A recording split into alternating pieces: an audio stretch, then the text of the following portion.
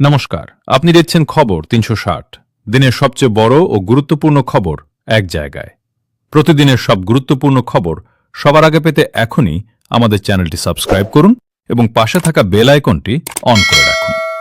চলুন আর দেরি না করে শুরু করা যাক আজকের প্রধান খবর।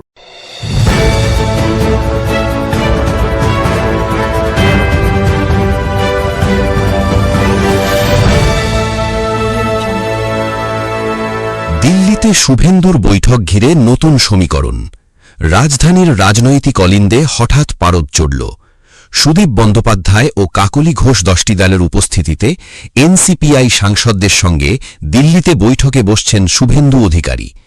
এলাকার উন্নয়ন ও দলীয় সমন্বয়ই মূল এজেন্ডা বলে জানালো হলেও বিধানসভা নির্বাচনের পর এই সাক্ষাৎ ঘিরে নতুন ক্ষমতার সলতে পাকানো হচ্ছে বলেই ধারণা রাজনৈতিক মহলের। পিএসি চেয়ারম্যান পদ নিয়ে জোর চর্চা। বিধানসভার পাবলিক অ্যাকাউন্টস কমিটির চেয়ারম্যান পদটি কার দখলে যাবে তা নিয়ে জল্পনা তুঙ্গে। রাজনৈতিক সূত্র অনুযায়ী চলতি সপ্তাহেই এই পদের নাম ঘোষণা হতে পারে এবং উত্তরবঙ্গের কোনো প্রভাবশালী বিধায়ক এই গুরু দায়িত্ব পেতে পারেন। শাসক ও বিরোধী শিবিরের দড়া কষাকষির মাঝে নাম চূড়ান্তে নজর সবার। উপনির্বাচনের ফল ও বিজেপির আত্মসমীক্ষা। উপনির্বাচনে বাঁকুড়া সহ একাধিক আসনে বড়সড় ধাক্কা খাওয়ার পর পদ্ম শিবিরে শুরু হয়েছে চুলচেরা বিশ্লেষণ। নির্বাচনী বিপর্যয়কে কিভাবে সামাল দেওয়া যায় তা নিয়ে দলীয় শীর্ষ নেতৃত্বের মধ্যে তীব্র মন্থন চলছে। হারের নেপথ্য কারণ খতিয়ে দেখে সংগঠন ঢেলে সাজানোর ইঙ্গিত দিয়েছেন কেন্দ্রীয় নেতৃত্ব। শিক্ষকদের ডিজিটাল জনগণনা নিয়ে বিতর্ক। পঠন পাঠন বাঁচিয়ে এবার নাকি ডিজিটাল জনগণনার কাজে নামতে হবে স্কুল শিক্ষকদের। রাজ্য সরকারের নয়া নির্দেশিকা প্রকাশ পেতেই শিক্ষাঙ্গনে তীব্র ক্ষোভ ছড়িয়ে পড়েছে। শিক্ষকরা প্রশ্ন তুলছেন অতিরিক্ত দায়িত্ব সামলানোর কৌশল নিয়ে। অন্যদিকে এই প্রশাসনিক পদক্ষেপকে ঘিরে বিরোধীরাও সোচ্চার। দুর্নীতি দমন শাখায় একযোগে রদবদল। প্রশাসনিক স্তরে বড়সড় চাল চালল রাজ্য সরকার। অ্যান্টি কারাপশন ব্যুরো বা দুর্নীতি দমন শাখার ৩ জন দুঁদে আইপিএস অফিসারকে একযোগে বদলি করা হয়েছে। হঠাৎ এই বদলি ঘিরে মহাকরণ ও রাজ্য রাজনীতির অলিন্দে নানা জল্পনা ডালপালা মেলছে। বিরোধীদের দাবি অস্বস্তিকর তদন্তের মোড় ঘোরাতেই এই পদক্ষেপ। আরও এক মন্ত্রীর হোয়াটসঅ্যাপ হ্যাক। প্রভাবশালী মন্ত্রীদের সাইবার নিরাপত্তার জালে এবার নতুন আতঙ্ক। শিক্ষামন্ত্রীর পর এবার মন্ত্রী ক্ষুদিরাম টুডুর হোয়াটসঅ্যাপ অ্যাকাউন্ট হ্যাকের অভিযোগ উঠল।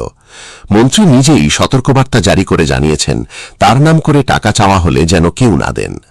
ঘটনার নেপথ্যে আর্থিক জালিয়াতি নাকি রাজনৈতিক ষড়যন্ত্র খতিয়ে দেখছে পুলিশ। নবান্নে স্বগণনা কেন্দ্র চালু।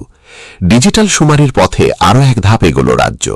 নবান্নে আনুষ্ঠানিকভাবে চালু হল বিশেষ স্বগণনা কেন্দ্র, যেখানে নাগরিকরা নিজেরাই অনলাইনে তথ্য নথিভুক্ত করার সুযোগ পাবেন।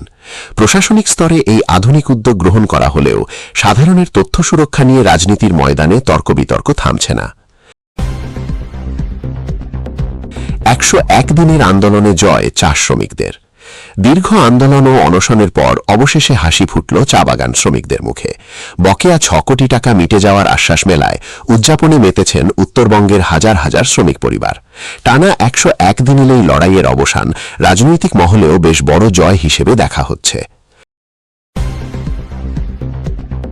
উত্তর ও দক্ষিণে প্রবল দুর্যোগের সতর্কতা।